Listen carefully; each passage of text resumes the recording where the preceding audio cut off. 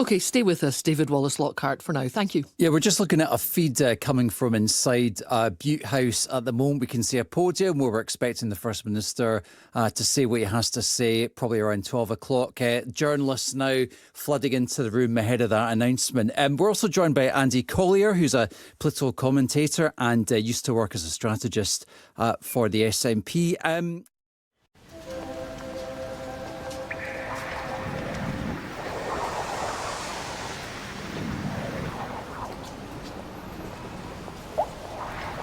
Welcome to BBC Scotland, where we now join BBC News for a Scottish Government announcement.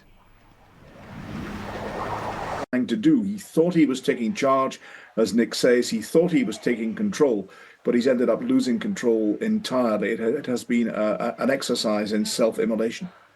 And so, assuming he does resign in the next few minutes, who is, in your mind, likely to take over?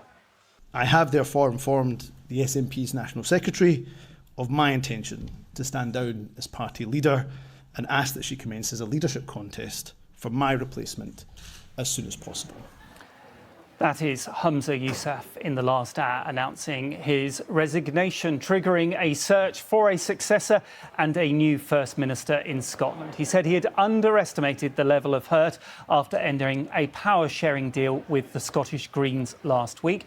Mr Yousaf says he'll stay on as First Minister until the SNP chooses his replacement. We have a special live page up and running on the BBC News website and app with reaction to that decision from both at Westminster and at Holyrood. Stay with us now on BBC News. Coming up next is the 1 o'clock news with Ben Brown.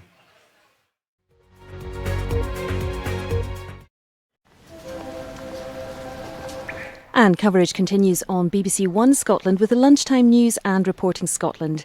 And we'll be back with our Sign Zone programmes, beginning with Beechgrove Garden in an hour here on BBC Scotland.